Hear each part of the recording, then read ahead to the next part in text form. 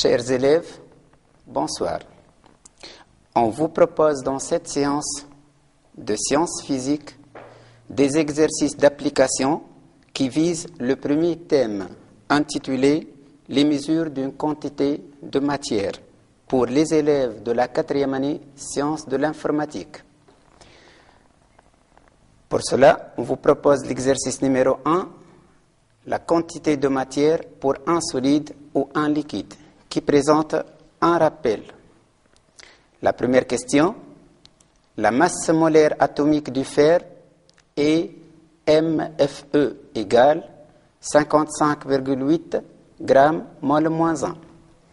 Un morceau de fer contient 0,1 mol de fer. La question, calculer la masse de ce morceau de fer. Alors, pour ce faire, il suffit de donner la relation entre la masse d'une substance et la quantité de matière.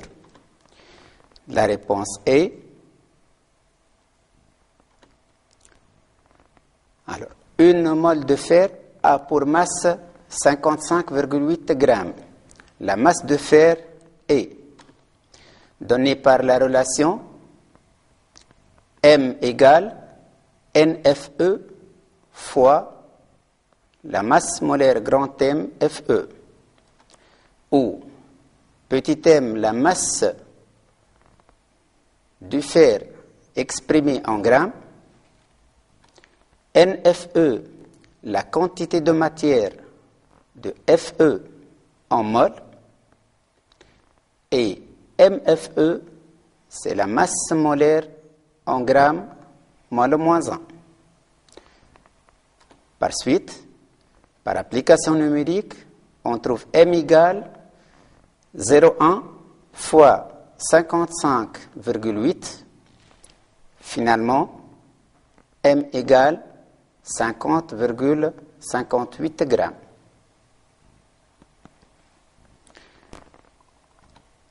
Deuxième question.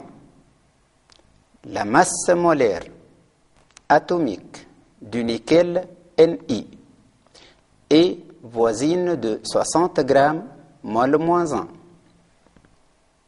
La question, calculer la quantité de matière contenue dans 12 grammes de nickel.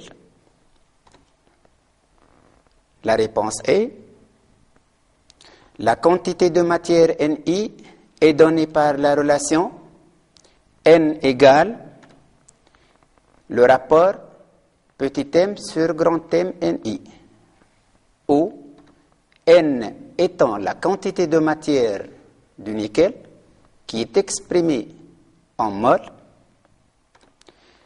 la masse petit m, c'est la masse de nickel Ni exprimée en grammes. La masse molaire qui s'exprime en grammes mol moins 1, c'est MNI. Donc, par la suite,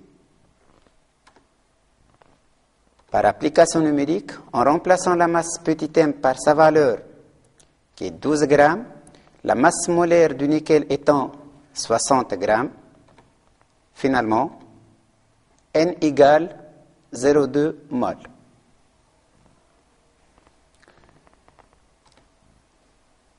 Troisième question. L'éthanol est un liquide constitué de molécules de formule brute C2H6O. On donne la masse molaire atomique du carbone est égale à 12 grammes mol moins 1. La masse molaire de l'hydrogène, 1 gramme mol moins 1. La masse molaire atomique de l'oxygène égale 16 grammes mol moins 1. La question, petit a, déterminer la masse molaire de l'éthanol.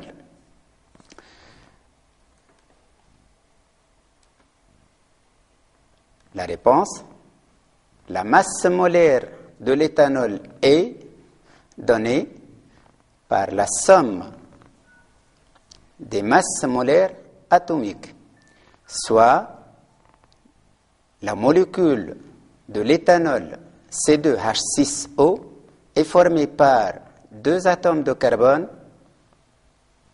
6 atomes d'hydrogène et 1 atome d'oxygène. Par la suite, la masse molaire de C2H6O égale 2 fois la masse molaire atomique de carbone plus 6 fois la masse molaire atomique de l'hydrogène plus la masse molaire du carbone. Passons à l'application numérique. La masse molaire de C2H6O finalement égale 2 fois 12 plus 6 fois 1 plus 16.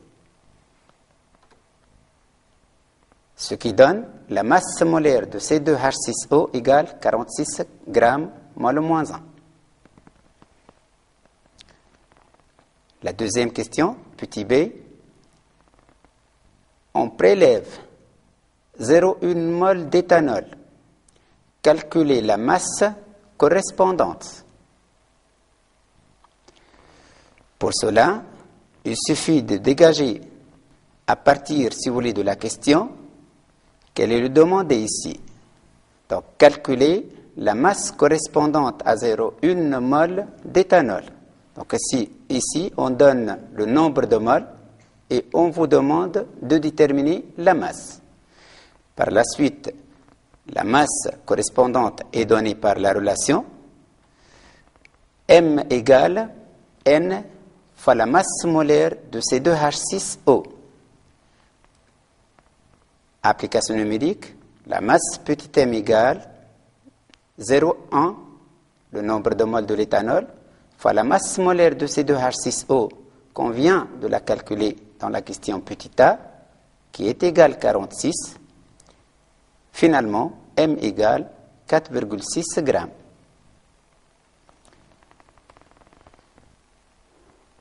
La question suivante, petit c.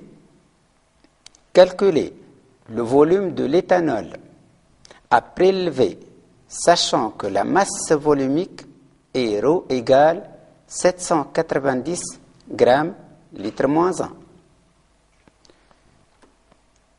La réponse est la masse volumique est ρ égale le rapport de la masse petit m sur V. Avec ρ, c'est la masse volumique qui s'exprime en grammes litre moins 1. Petit m, c'est la masse de la substance qui s'exprime en grammes. V, c'est le volume qui s'exprime en litres. D'où on écrit V égale M sur ρ. Application numérique, V égale 4,6 sur 790 égale 5,8 10 à la puissance moins 3 litres, soit 5,8 millilitres. On passe maintenant à l'exercice numéro 2. La question petit 1. La mesure, la masse de vitamine C nécessaire à un adolescent par jour est de l'ordre de 75 mg. La masse molaire de la molécule correspondante est M égale 176 grammes mol moins 1. La question, déterminer la quantité de matière de vitamine C correspondante. Donc, vous voyez bien ici qu'on a passé du rappel des expressions en proposant tout simplement une situation de notre vie courante afin de déterminer la quantité de matière de vitamine C correspondante. Donc, il suffit de se rappeler juste, d'après la première question de l'exercice numéro 1, la relation entre la quantité de matière et la masse. Donc, la quantité de matière de vitamine C est N égale le rapport M sur grand M. N De même, c'est la quantité de matière qui s'exprime en mol. Petit m, la masse de la substance qui s'exprime en grammes. Et grand M, c'est sa masse molaire qui s'exprime en grammes mol moins 1. Passons à l'application numérique. N égale au rapport 75 10 à la puissance moins 3 sur 176. La masse molaire du vitamine C. Finalement, N égale 0,42 10 à la puissance moins 3.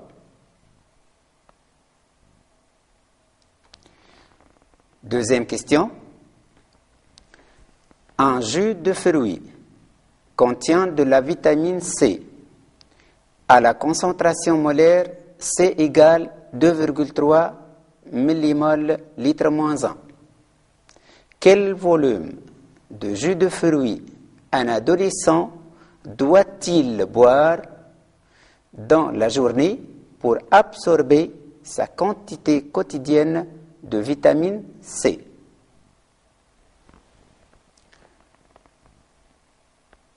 La réponse, on sait que la concentration C est égale le rapport de la quantité de matière N sur le volume. Par suite, V égale N sur C. Passons à l'application numérique. V égale 0,42 10 à la puissance moins 3 mol, c'est le nombre de mol. La concentration étant égale 2,3 10 à la puissance moins 3, finalement V égale 0,18 litres, soit un volume de 180 millilitres. Donc un adolescent, il nécessite un volume qui est égal à 180 millilitres de vitamine C par jour. Passons à l'exercice numéro 3, qui présente de même un rappel, qui présente la détermination de la quantité de matière pour un gaz.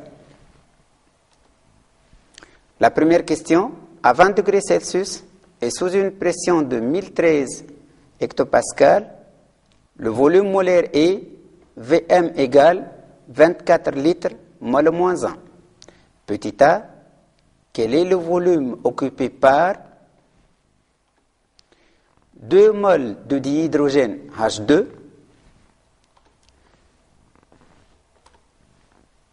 et par 2 mols de dioxyde de carbone CO2.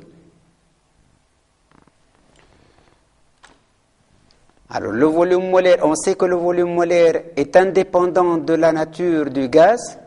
Donc pour chaque gaz, on écrit V égale le nombre de moles fois le volume molaire. Avec V, c'est le volume de la substance gazeuse qui s'exprime en litres. N, c'est la quantité de matière qui s'exprime en mol. Et le volume molaire s'exprime en litres mol moins 1. D'après cette relation, vous voyez bien que V égale N fois le volume molaire, le nombre de moles fois le volume molaire, la quantité de matière. Par suite, le volume molaire, il est indépendant de la nature du gaz donné. Application numérique, V égale 2 fois 24 égale 48 litres. Petit b, quelle quantité de matière est contenue dans 24 millilitres de dioxygène, O2? N égale le rapport V sur le volume molaire, puisqu'on vient de présenter la relation V égale N fois Vm. Avec V égale 24 10 à la puissance moins 3 litres, et le volume molaire est égal 24 litres mol moins 1, d'où N égale 10 à la puissance moins 3 mol, soit 1 millimol. Alors, présentons un petit résumé qui présente les différentes relations qu'on vient de présenter sous forme de rappel, permettant la détermination de la quantité de matière d'un solide ou d'un liquide. Donc la quantité de matière d'une substance liquide ou solide A, notée Na, peut être déterminée à partir de la masse de A, notée Ma. Il suffit de présenter la relation. La masse de A est égale, on sait que cette relation elle se présente sous la forme Ma égale la quantité de matière de A fois la masse molaire de A, de la substance. Donc en connaissant Ma, on peut par la suite déterminer la quantité de matière à partir de la masse. Ou bien, à partir de la masse volumique de A, de la substance, notée ρ de A. On connaît que ρ de A égale le rapport de la masse de la substance A sur son volume. En connaissant le volume de la substance A et la masse volumique de la substance A, on peut déterminer par la suite la masse et en fin de compte, on peut aboutir à la quantité de matière. De même, on peut la déterminer à partir de la densité de A, notée dA. On sait que la densité dA est égale le rapport de la masse volumique de la substance sur la masse volumique de l'eau. Un solide ou un liquide, sa densité se détermine par rapport à l'eau. Donc, en connaissant la masse volumique de l'eau, on peut par la suite identifier, de même, en connaissant la densité de A, on peut déterminer ρA et ainsi de suite. On complète le cycle. Voilà un petit résumé, un petit organigramme qui présente tout simplement les relations possibles entre les différentes grandeurs qui permet tout simplement, en fin de compte, de déterminer la quantité de matière. Passons à l'exercice numéro 4. De même, on va présenter une situation de notre vie courante. On va appliquer toutes les relations déjà décrites sur une situation vécue. Alors, un comprimé effervescent contient 0,324 g d'acide acétylsalicylique, C9H8O4, 1,625 g d'hydrogénocarbonate de sodium de formule NaHCO3 et 0,965 g d'acide citrique C6H8O7. La première question, calculer les masses molaires de ces différentes espèces chimiques. Données. La masse molaire atomique du carbone égale 12 g mol moins 1. La masse molaire atomique de l'hydrogène égale 1 g mol moins 1. La masse molaire atomique de l'oxygène égale 16 g mol moins 1. Et la masse molaire de l'atome de sodium, la masse molaire atomique de sodium égale 23 g mol moins 1. La réponse est, pour la première substance C9H8O4, la masse molaire est égale à la somme des masses molaires atomiques, soit égale 9 fois la masse molaire atomique du carbone, plus 8 fois la masse molaire atomique de l'hydrogène, plus 4 fois la masse molaire atomique de l'oxygène, application numérique, égale 180 g mol moins 1.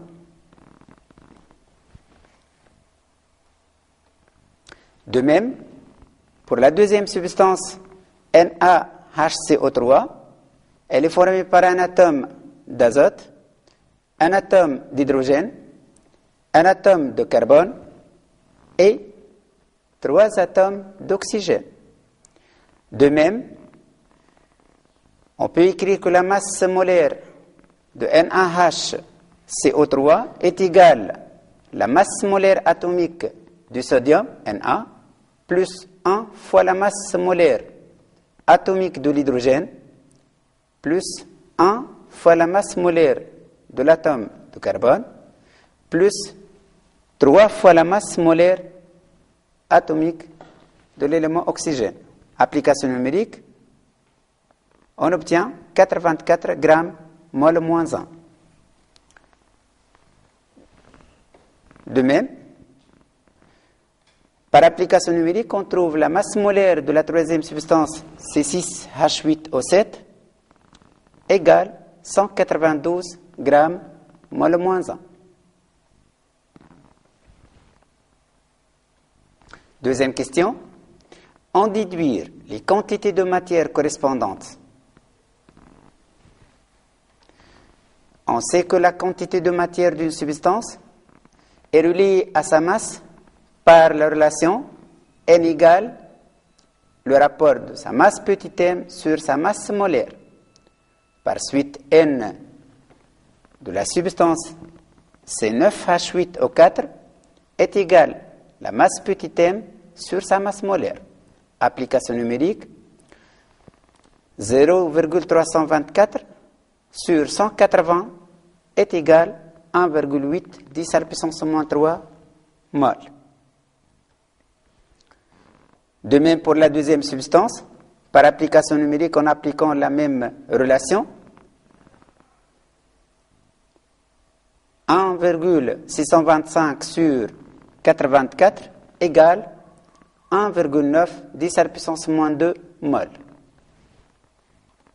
De même pour la troisième substance, la quantité de matière de C6H8O7 égale 0,965 sur 192 égale 5 10 à la puissance moins 3 mol. Troisième question. Calculer la masse de l'élément sodium présent dans un comprimé. Justifier l'indication 445 mg de sodium par comprimé présente sur la notice. La réponse est la masse molaire du sodium est égale le nombre de moles, bien la quantité de matière de NaHCO3 fois la masse molaire du sodium est égale 4,45 10 à la puissance moins 1 gramme, soit 445 mg. Donc l'indication 445 mg de sodium correspond à la masse de sodium dans le médicament. Il est en accord avec l'indication sur la notice. Passons à l'exercice numéro 5 qui va étudier le dosage manganémétrique. L'eau oxygénée est vendue en pharmacie. C'est une solution antiseptique. L'eau oxygénée ou peroxyde d'hydrogène a pour formule brute H2O2. Elle appartient au couple oxred O2 H2O2. On prépare 100 ml d'une solution S diluée au 20e d'eau oxygénée. Lors du titrage d'un volume V2 égale 10 ml de la solution S d'eau oxygénée de concentration C2, l'équivalence est atteinte après addition d'un volume V équivalence égale 17,9 ml d'une solution acidifiée de permanganate de potassium, K+, plus MnO4-, de concentration molaire C1 égale 0,04 mol litre moins 1. La première question, faire un schéma légendé du dispositif expérimental permettant de réaliser ce titrage. La réponse est: le dispositif est formé par un support, une burette graduée contenant la solution de permanganate de potassium de couleur violette. Dans l'Erlenmeyer, on place la solution d'eau oxygénée initialement incolore. Et pour faire l'agitation, on utilise un agitateur magnétique. Passons à la deuxième question. Comment repère-t-on expérimentalement le volume à l'équivalence pour ce dosage? Donné, la solution d'eau oxygénée est incolore. La réponse est, à l'équivalence, le mélange initialement incolore se colore en rose. Donc le point d'équivalence est repéré par la persistance de la coloration rose du mélange, présent dans le bécher, ou bien l'Erlenmeyer. Petit 2, définir l'équivalence de ce dosage. La réponse est, l'équivalence est obtenue quand les réactifs sont dans les proportions stéréométriques.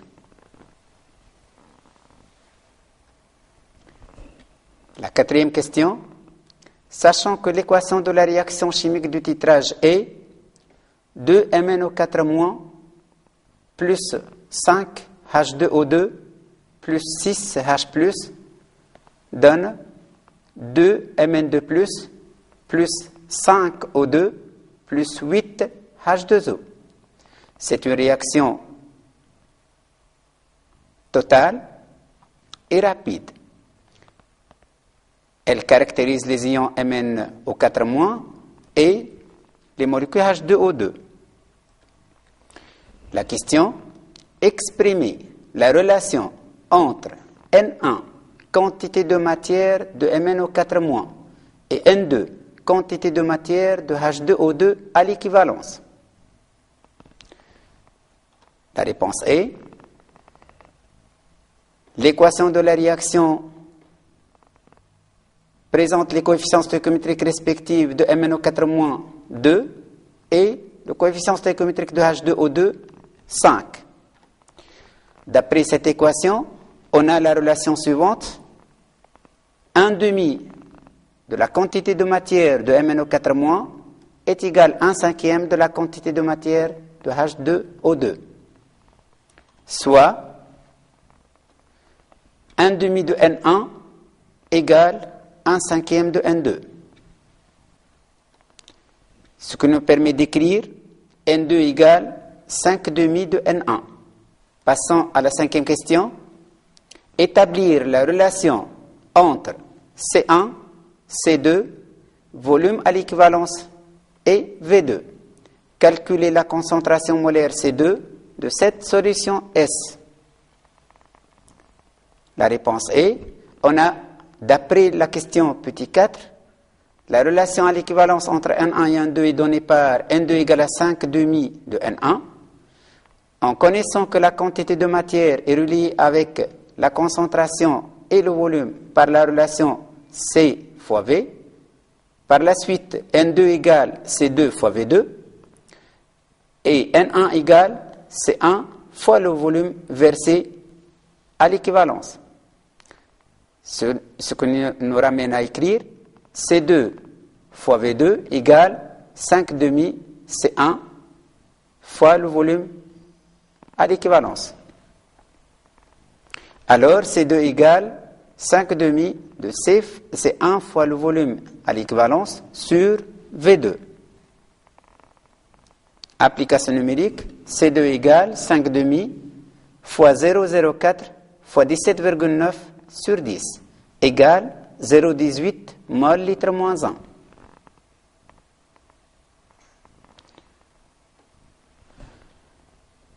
Passons à l'exercice numéro 6. On dispose d'une solution S0 de chlorure de sodium de concentration C0 égale 10-1 mol litre moins 1. À partir de cette solution, on réalise les dilutions nécessaires pour obtenir 200 ml de solution Phi S1, S2 S3, S4 et S5 de différentes concentrations molaires. On se propose de mesurer expérimentalement la conductance G d'une portion de solution aqueuse. La première question, faire le schéma du montage permettant de réaliser la détermination de G pour chaque solution. La réponse est: le montage est constitué par la cellule conductimétrique formée par deux électrodes planes identiques en platine maintenues en parallèle et à une distance fixe. Un bécher qui contient l'électrolyte, un circuit formé par un générateur de basse fréquence, un ampèremètre permettant la mesure de l'intensité efficace et un voltmètre permettant la mesure de la tension au bord de la cellule.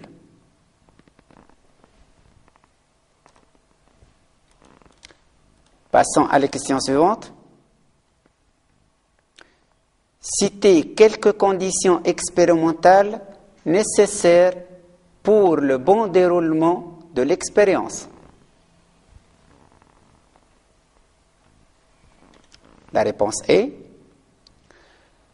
ne faire varier que la concentration molaire, c'est-à-dire sans changer la disposition de la cellule dans la solution.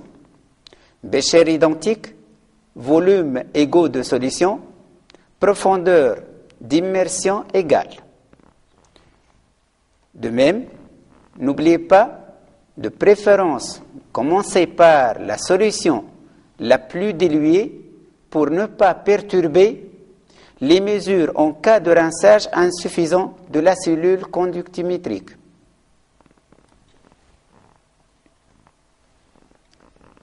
La question petit 3.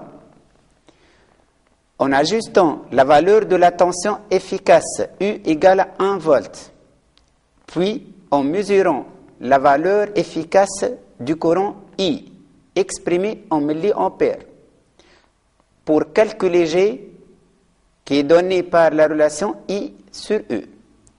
Les résultats de mesure sont indiqués dans le tableau suivant. G en millisiemens, C en 10-2 mol litre moins 1.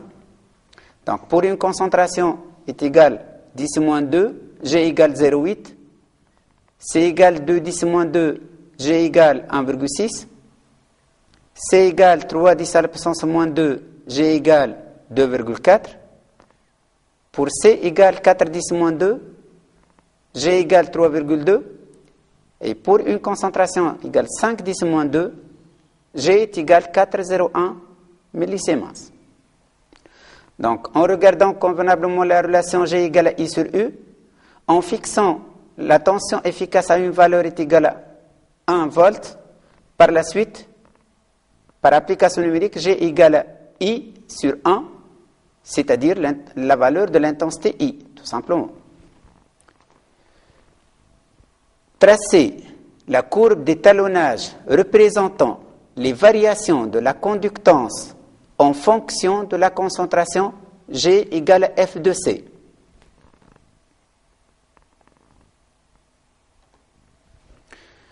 Donc, portant sur l'axe des abscisses C, concentration exprimée en 10-2 mol litre moins 1, sur l'axe des ordonnées, la conductance G exprimée en millisiemens, présentant l'échelle sur l'axe des abscisses, 2 cm correspond à 10-2 mol litre moins 1, et sur l'axe des ordonnées, 2 cm correspond à 1 millisiemens.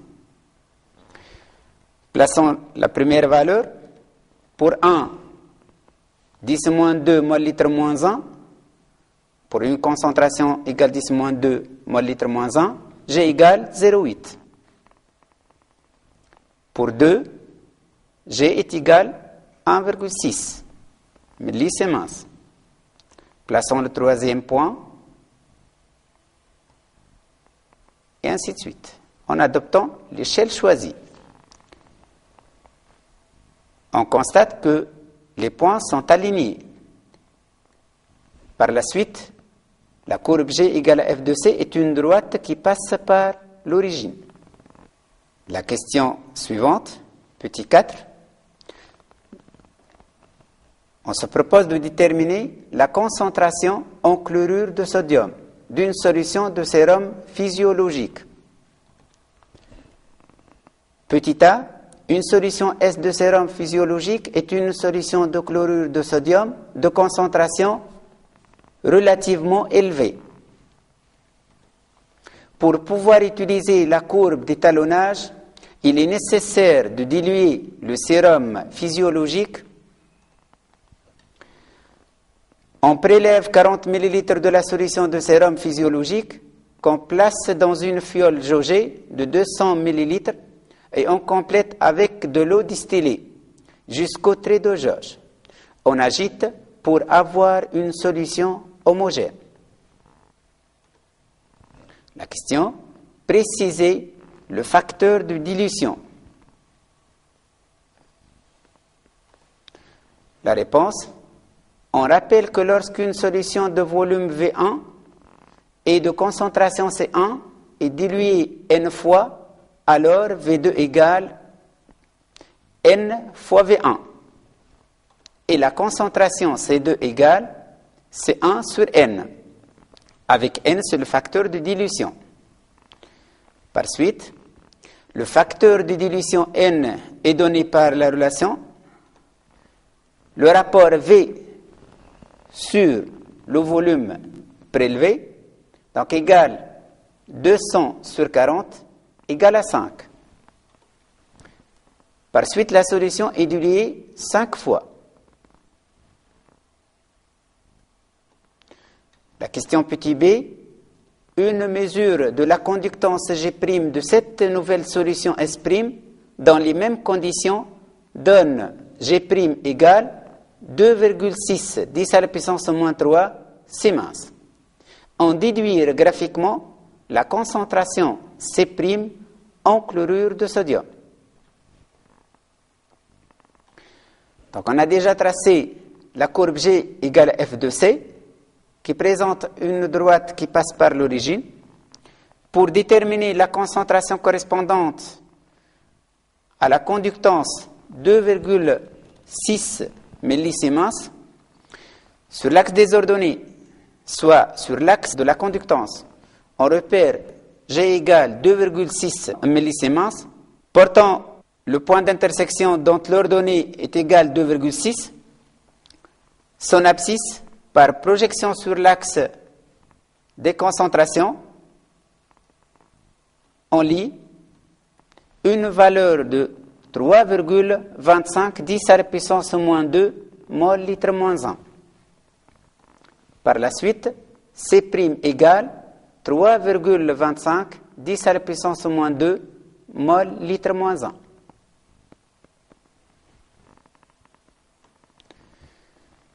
Petit c, déterminer la concentration de sérum en chlorure de sodium. La réponse est, comme la solution S' de concentration C' est obtenue en diluant 5 fois de la solution S de concentration C, alors on a C' égale C sur 5, soit C égale 5C', application numérique, C égale 5 fois 3,25 10 à la puissance moins 2. Finalement, C égale 16,25 10 à la puissance moins 2 mol litre moins 1. Petit d, déterminer la concentration massique Cm de la solution de sérum physiologique. On donne la masse molaire d'un NaCl est égale à 58,5 g mol moins 1. La réponse est la concentration massique Cm de la solution de sérum physiologique est donnée par la relation Cm égale C fois la masse molaire d'un acier. Application numérique, C égale 16,25 10 à la puissance moins 2 mol litre moins 1. La masse molaire étant égale 58,5 grammes mol moins 1.